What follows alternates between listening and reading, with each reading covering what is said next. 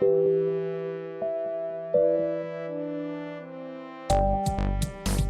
everybody, and welcome to the April Fireside Chat, or July if you're listening free, which is foolish, but you might just be. We have a couple of questions, and we made up some questions just to fill some time, so sit back, relax, make a nice hot cup of cocoa or tea or booze or whatever else you drink that's hot. A hot cup of booze. Yeah. Drink it out of a mug or a hot toddy. A pint or a... All right, anyways, let's get going on this. Shenanigans. Our first question is from our current guest by the name of Michael P. Wagner. It's Michael J. Wagner. Damn, I was so close. Michael J. Wagner. I had a pretty clear shot, 27 shot there. Anyways, all right. 27? Yeah, how many letters are in the alphabet? Are you serious? D, E, F, G, H, 26. I, J. 26. From 20, yeah, but I had a 1 in. All right, our first question is from Michael. 27. Michael P. Wagner.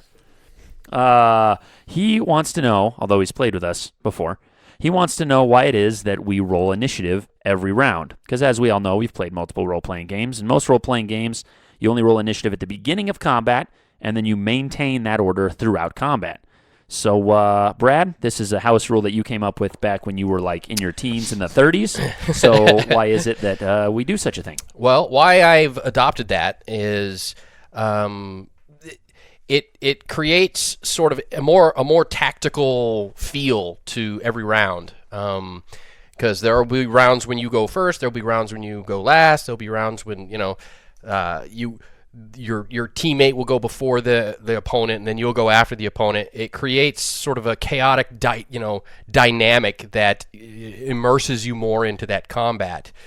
It forces you to think about what you're going to do more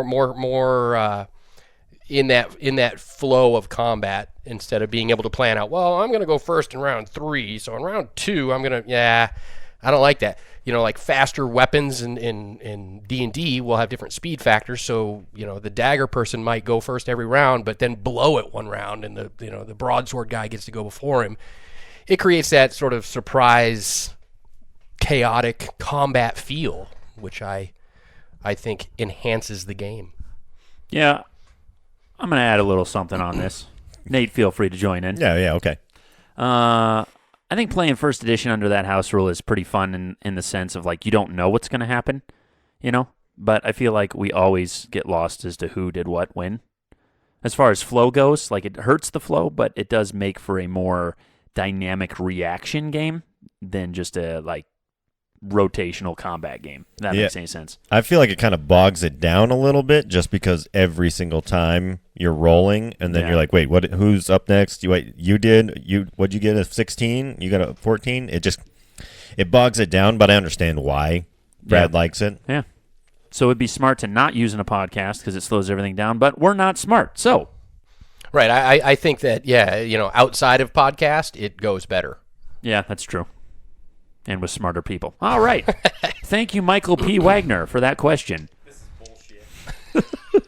All right. So our next question, we have a 3-parter question. They're all from Jim Stanley, one of our patrons. If you don't know, you can go to patreon.com/Losers of Initiative, become a patron, and get these episodes earlier, plus a bunch of other bonus content. Lots of bonus. Check it out. Anyways, first question from Jim Stanley. I'm going to let Nate answer this one. I'm going to throw this one to Nate. Jim asks, how do you guys develop the characters you drop into for the new systems? Does Brad put them together, or just give you templates and you briefly customize them? Mainly it's just templates, because we never know what we're playing for the most part until the day before, I guess the week before, where we do a little trial run to get familiar with them. And then that's when we kind of pepper in our own personalities on them. But yeah, we never have from the groundwork up, we don't help with that. We just kind of add flavor to it at the end. Bradley. Right. So knowing what's going to happen in the story and the campaign, to set the mood, I pre-generate their characters. I allow them to personalize their characters, on the surface, how they interact, what their voices are, etc. But as far as making the actual character, I do that with the story in mind, so they don't actually get to create characters from scratch. They're sort of given those characters. It also helps too with the amount the load we take, for lack of a better term. We don't have to worry about all the stats of how things got where, it's already made up, like your attack adds 8. So then we just add 8 on that attack. It's kind of just a where do we look to get what number we need, and then we can keep the flow going. So. And then, Brad, don't you kind of tailor our characters to our original D&D kind of for the most part? Usually, and you'll see some discrepancies in this, but usually the character that you get is similar in some or many ways to your original OVAC and Grug personalities, or whether they're physical or mental characters, to kind of mirror that. But there will be jumps when that is not the case, but for the most part, that is true. Stay tuned for those exciting opportunities. All right. The next question Jim has for us is, in the jump to Mutants and Masterminds, Mike did a good job making it sound like you guys dropped into a game he'd already been playing for a while. Is that the case? Who wants to answer? Eeny, meeny, miny, mo. I will. Pick a tiger by Nate's Toe. Go ahead, Nate. No, Mike is just that good of a role player that the game that we were playing we had never played before at all, and Mike, I don't think, had ever played Mutants and Masterminds before, but he just kind of hit the road running with it and did an awesome job.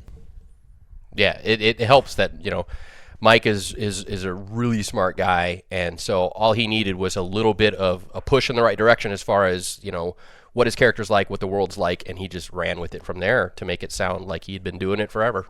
And also kind of what Nate touched on, because I want to say stuff too. I don't just read questions over here.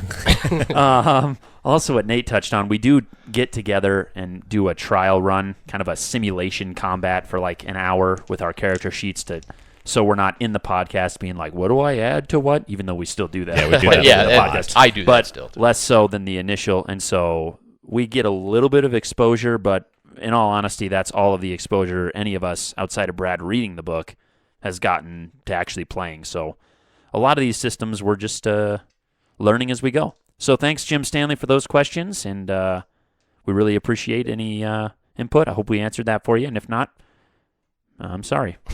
All right. Moving on. Let's see. This one's from me. This is a me to Brad question. Wait, who are you? My name is Greg P. Wagner. So this one's for Brad, and this is going to be a throwback into Boot Hill, so get your memory cap on. So when when Orin went and checked out Faye's boarding house, window had been broken, he got shot, shotgun through the door and all that stuff. Gotcha. Nothing ever occurred of what happened, who attacked there, what happened, why did they attack. It just kind of was blown off and we just went about our way. So I've been wondering, and I thought it'd be fun to figure out why. Okay. That was the Daughtry boys had found out that that your characters had been staying at Faye's boarding house, and they went by to basically harass you or just to kind of interact with you there. But since you weren't there, it was nighttime, and Old Lady Faye, being Old Lady Faye, wasn't going to have anything to do with that. So she drove them off, and they got a little hostile. So she pulled out the double barrel, and they left. So when you snuck back, she thought they were trying to sneak in their back door. And then, none of my teammates cared that I was shot. Yeah, that makes sense. And we still don't. Nope. All right. Next question is one we made up. Starting with Nate. Your favorite kind of pizza? Pizza? In your best Italian voice you can do. Italian Dracula? Just Italian. Okay. I don't even know. Pizza or Italian? Both, yeah. I'm like... That's a Brusk accent. That's Brusk.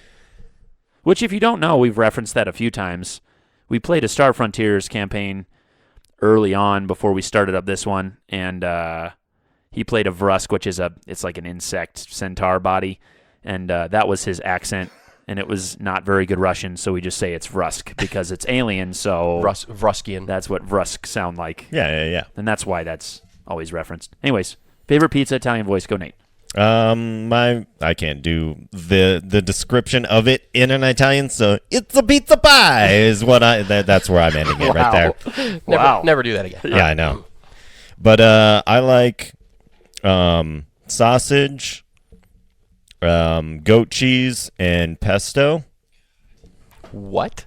Yeah. I'm sorry, I said pizza. Brad, go ahead. Is free pizza an option? That's true. That is literally my favorite pizza. Is a free pizza, but the more meat, the merrier. I'm an anti-vegetarian. Wow. Right. If I were to be a vegetarian, it would not be because I love animals. It would be because I hate plants. Correct. Gotcha. So, I'm going to go straight meat pizza. It's always my favorite. Bunch of heathens here. If I enjoy just like a single topping, it's sausage. you guys love your sausage. Yeah.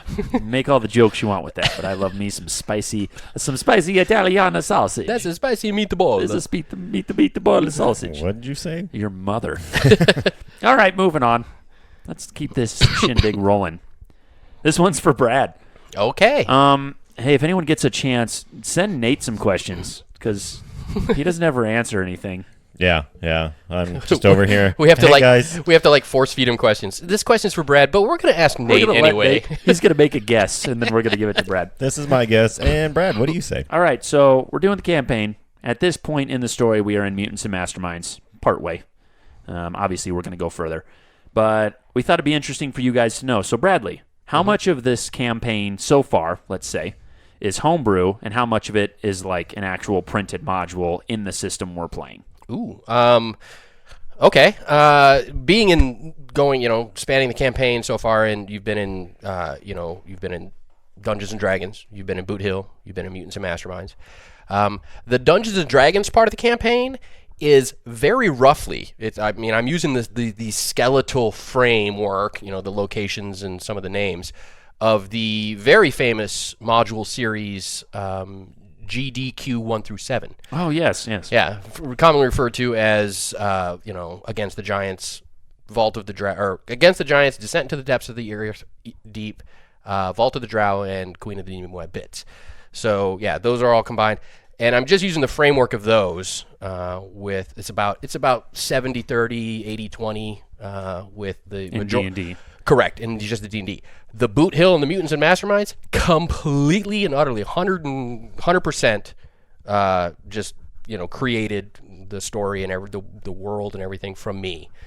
I did use a map in Boot Hill, and I did use the name Freedom City from Mutants and Masterminds, as those were part of the printed material. But, the everything, the characters, the story, the interactions, the plot, all of that was just me, 100% me. So, Nate, how do you feel about that? I like it. All right. Moving on. All right. This next one's kind of more of a discussion than a question. Okay. Ironically for Brad and myself. Well. All right, Nate, kick us off. Brad thought it would be interesting for us to kind of inform you guys, if you're interested at all. If not, skip over this part. How much time goes into the podcast? All the things that occur, how much time we spend here in the, I'm going to put heavy air quotes on studio. It's a shed. Tiny Shed Studios. But in the shed here recording, just the overall amount of time we put into this. Nate, go ahead. Me, myself, I probably do at least 30 hours of work a week. Whatever. You got to be at least minimum. Yeah, minimum. And that's It's barely scratching because the he doesn't surface. sleep and hardly eats. Yep. I'm just a workaholic. No, but from like what I do for the podcast, I work on the Fireside and more of the graphic designs for the logos and the T-shirts that we're going to be coming out with. Spoiler! Whoa. Spoilers. We didn't tell what We T-shirts. didn't discuss that we were going to announce that, Nate. Slip in the nip there. Cover So, your ears. Anyways, everyone. amount of time. Come on, Nate. I probably spend maybe 5 hours. No, with studio time. I forgot to add in studio time. Probably 25 hours. A week? No, a month. Sorry. Jiminy Christmas. Okay, so 4 hours a week. Yeah, because Yeah. we do this and then I do an hour. To start off with the short of it, we come into the studio or shed. It's really not a studio. It's a really crappy 70s table with 4 mics. But we come in here about 6 o'clock and we usually record till about 10 or 11. And we finish up the night about midnight by the time we're done discussing anything. What's happening in the episodes, where we're going next, guests we're trying to figure out, Patreon updates or changes. I mean, just all the little details of a business, if you would. It's, I mean, not a business, but so that right there is, we'll say 6 to midnight. That's 6 hours a week, give or take.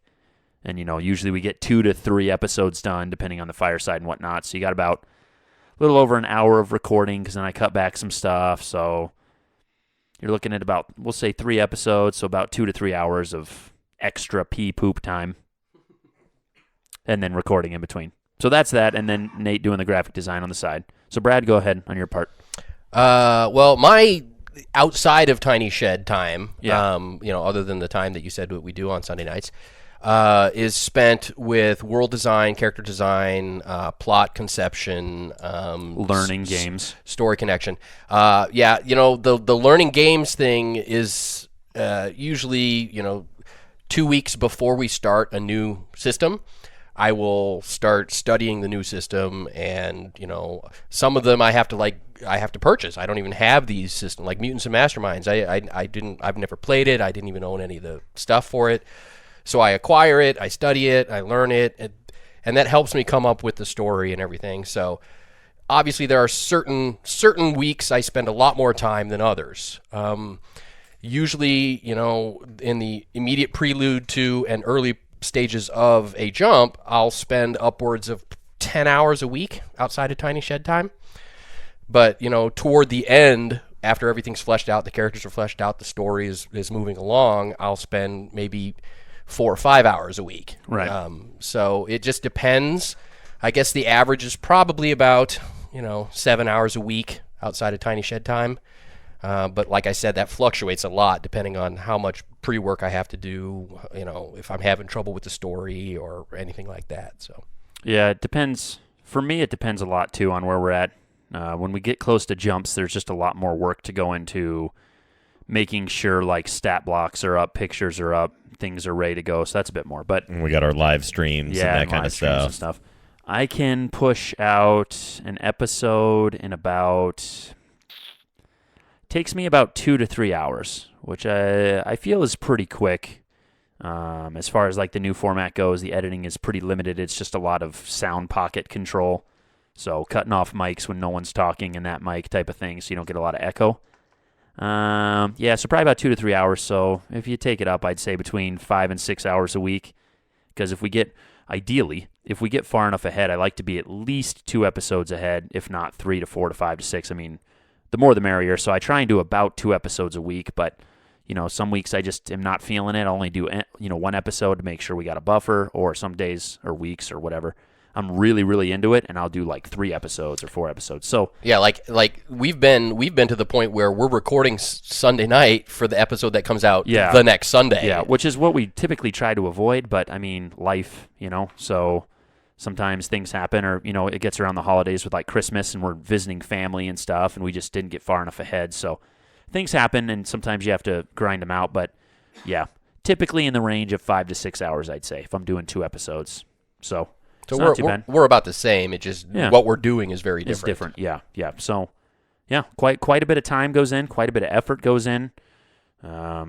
Needless to say, the support is awesome. The listens are what we're doing it for, so I think it's worth it in the end, but it's not for nothing. Yeah, for lack of a better term. For real. So anyways, let's not get real anymore. Moving on, Greg. Fart noise. All right. So let's do the final question. The question is, what aspect of tabletop do you enjoy the most? Greg, let's let you answer this one. Well, Nate, I appreciate you pitching that to me. Tabletop. Let's see. Started playing forever ago. Not forever. 10 so years ago. The thing I enjoy the most about tabletop is the randomness of just the dice. The dice being able to be so interactive and roll, but just determine almost literally everything when it comes to playing the game. I DM a lot. This is actually the most I've probably played in a long time, as a player. So I like to just determine, it's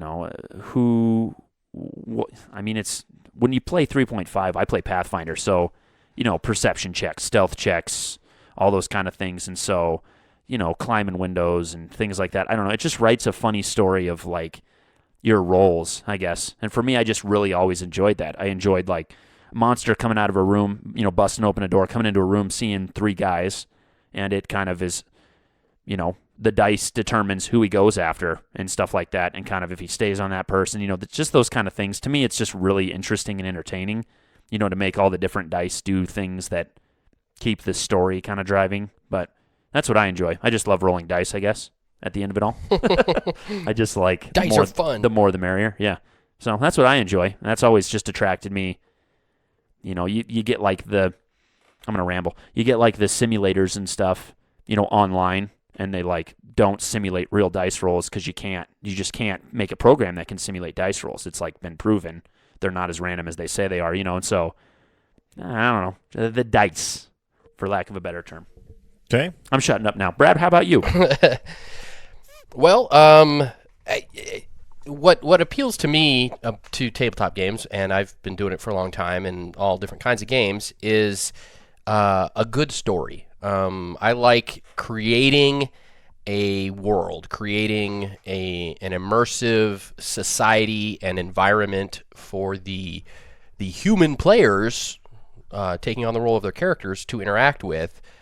And sometimes it works, sometimes it doesn't. Sometimes it feels forced, sometimes it feels natural. And when you get that really good story and plot twist and surprises and that genuine experience for the players as they unravel stories or as they interact and explore new things, is really, really rewarding, which kind of places me into the perpetual DM. Yeah.